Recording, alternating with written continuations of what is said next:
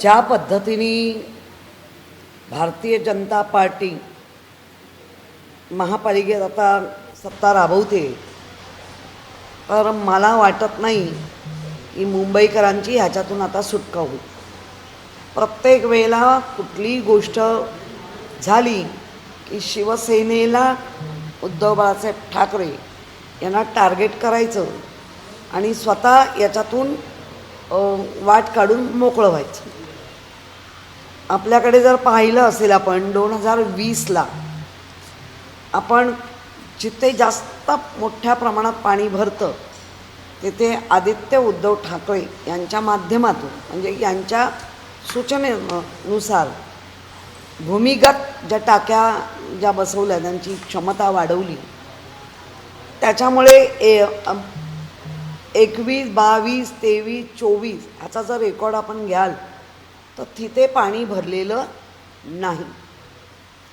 ज्या ब्रिमस्टॉटचा प्रकल्प आल्यानंतर आजही 2 ब्रिमस्टॉट बनत नाही आहे. एक तर माहूर आणि मोगरा. वेगवेगळी कारणं दिली जात आहेत पण म्हणलं जात नाही. जर तुम्ही 22पासून आत्तापर्यंत तुम्ही आहात, त्याच्याही आधी तुम्ही आमच्याबरोबर होता, पण त्यावेळेला तुमच्या म्हणण्यानुसार, आमच्या नाही, कानानं बहिरा आणि तोंडानं मुका अशी अवस्था तुमची होती का असं तुम्हीच आता ते ठरवा. कारण आज आपण एक श्रद्धांजली वाहिली 14 ते 17 या उपमहापौर म्हणून अलका केरकरताई, म्हणजे श्रद्धांजलीमध्ये पण आपण म्हटलं की उपमहापौर. मग कसं काय तुम्ही नाकारता की तुम्ही आमच्याबरोबर नव्हता म्हणून? याचा अर्थ प्रचंड खोटं बोलायचं, वाटेल तसं बोलायचं, रेटून बोलायचं आणि लोकांना खरं आहे हे मानण्यास भाग पाडायचं. आत्ता आपण नालेसफाईवरच बोलतो आहोत. कुठल्याही नाल्याच्या सफाया झालेल्या नाही. कुठलाही कॉन्ट्रॅक्टर यांच्याबरोबर काम करू इच्छित नाही. त्याची कारणं वेगवेगळी असू शकतात. पर्सेंटेज वाढले, कमी झाले, गाळ काढण्याचा काय ताण किंवा मस्टरी मला नाही माहिती.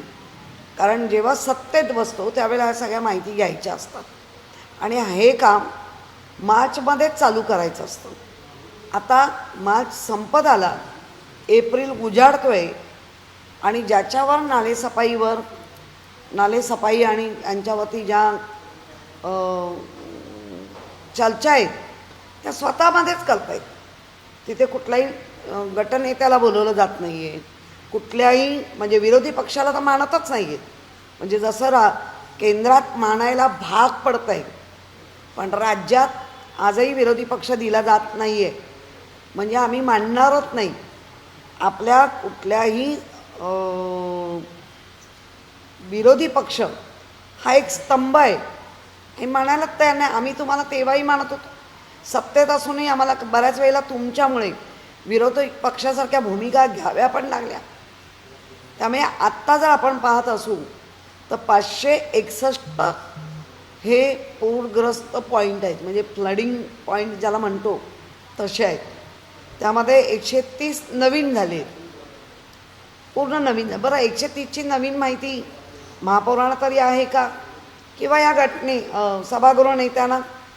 म्हणजे जर नाही आहे तर आम्हालाही माहिती करून द्या, आम्हाला माहिती आहे. पण काही पालिका देखील ह्या 131 ठिकाणची नावं देत नाही किंवा इतर आम्ही आता पाहिजे त्यामध्ये देखील नावं समोर आलेली नाही. वारंवार पालिका टाळते आणि नालेसफाई केली जाईल, कारवाई केली जाईल असं सांगितलं जातं. नाही, का टाळते?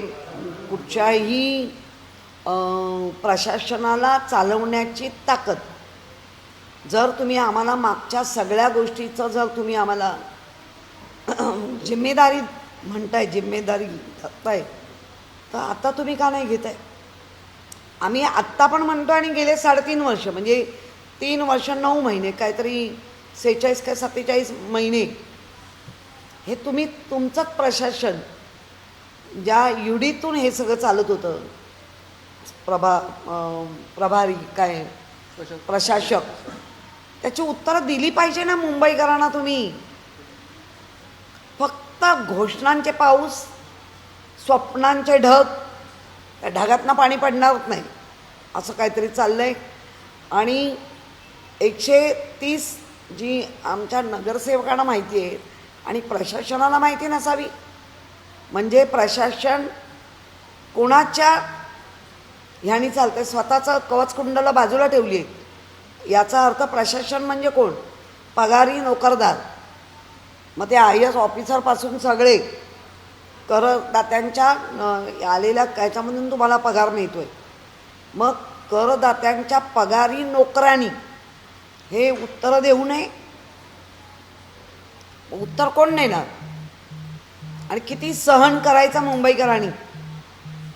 त्याच्यामध्ये पश्चिम उपनगर सर्वाधिक जास्त आहे. ज्या आपण म्हटलं मगाशी की 431 ठिकाणी पाणी साचत होतं आणि धोका यंदाही आहे. पण तो ह्याच्यानंतर पश्चिम उपनगरामध्ये 191 फ्लडिंग पॉईंट्स आहेत. शहरामध्ये 139, तर पूर्व उपनगरामध्ये 131. हे आम्ही जुने आकडे देतो आहे. त्याच्यात नक्की अजून भर पडली आहे. कारण MMRDAची बाकी सगळ्या यांची जेव्हा कामं होतात त्या कामांमध्ये पातळी जी रस्त्याची पातळी किंवा आपल्या ड्रेनेज याचा कुठेही ताळमेळ नाही. त्यामुळे नवीन नवीन स्पॉट तयार झालेले आहेत, वाटेल तसं हे करतायत. आणि म्हणून या ठिकाणी पावसाळ्यात जे पाणी साचू नये ते 547 उच्च क्षमतेचे पंप जे आम्ही बसवले जाणार आहेत आणि ह्याच्याही आधी बसवलेल्या आहेत. सगळ्या क्षमतेचे पंप पाणी उपसा करतं. भरती आणि अहोटी. भरतीच्या वेळेला थांबतो आणि अहोटीच्या वेळेला उपसा करून समुद्राचं पाणी समुद्राला, शहरात ते पाणी येत नाही, त्याची काळजी घेतली जाते. पण आता अद्याप आपल्या नालेसफाईलाच वेग आला नाही आहे. मिठी नदी रूपांतर होतोच, म्हणजे मिठी नदी, मग ओशिवरा नदी, मग पोशिवरा नदी, अशी नावं करत करत बँड्रापर्यंत तिचा प्रवास आहे. दहिसरपासून बँड्रापर्यंत म्हणजे बऱ्याच किलोमीटरचा प्रवास आहे.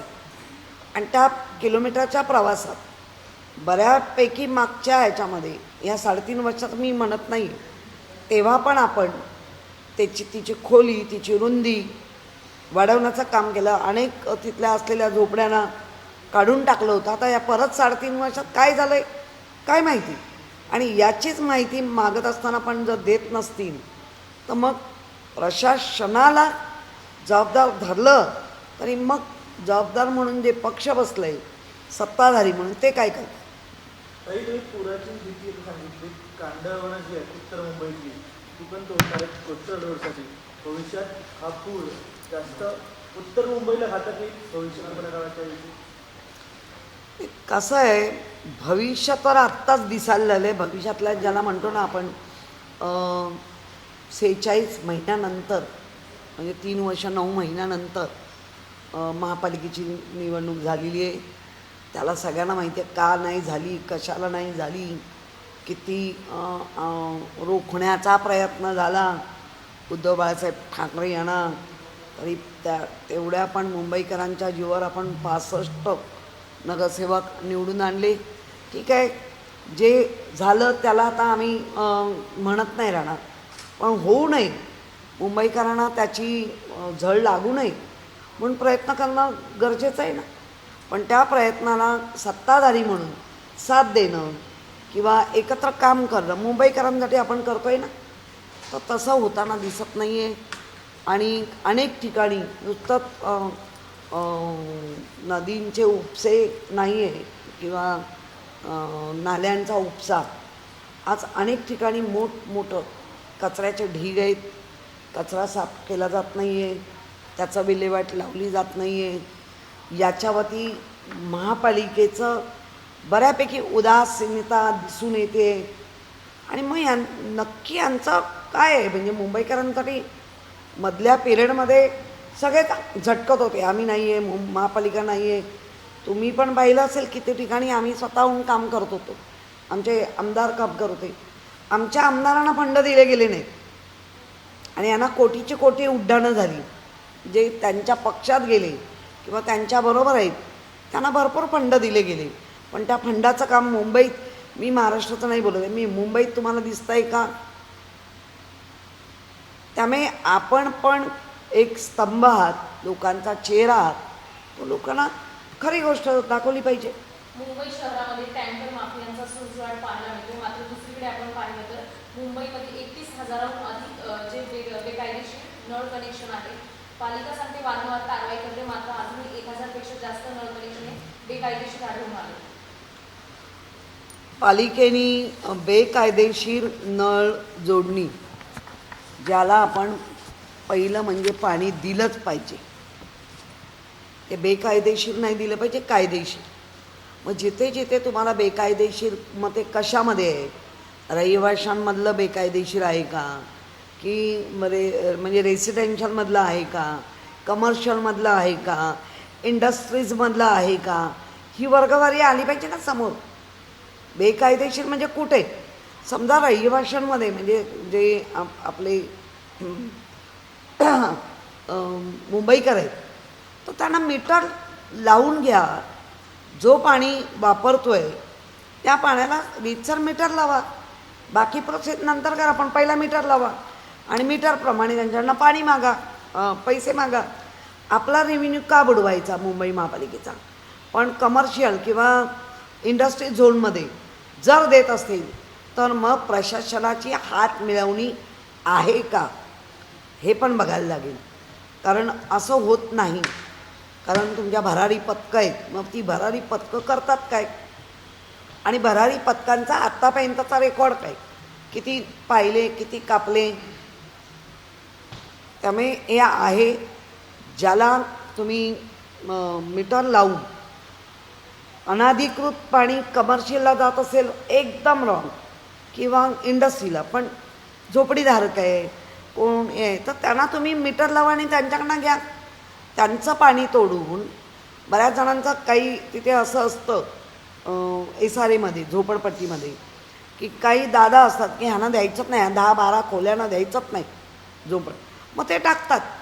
तर मला वाटतं त्यांच्या आईबाप महापालिकेने व्हावं, आणि ते जर पाणी घेत पण आहे तर त्यांना रेग्युलाइज करण्याच्या आधी पण पहिला मीटर बसवणं आणि त्याचे पैसे वसूल करणं, मग ते कोणी असू दे. आणि कमर्शियल आणि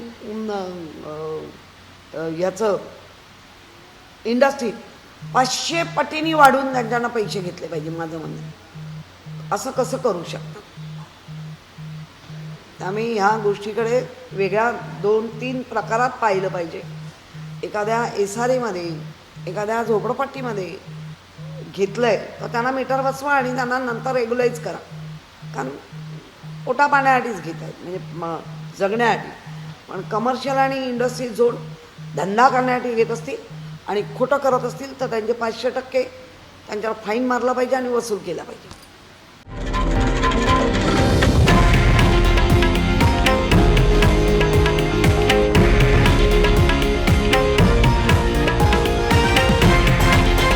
हे आहे देशातील नंबर 1 न्यूज नेटवर्क आणि आपण पाहत आहात TV9 मराठी, एकमेव.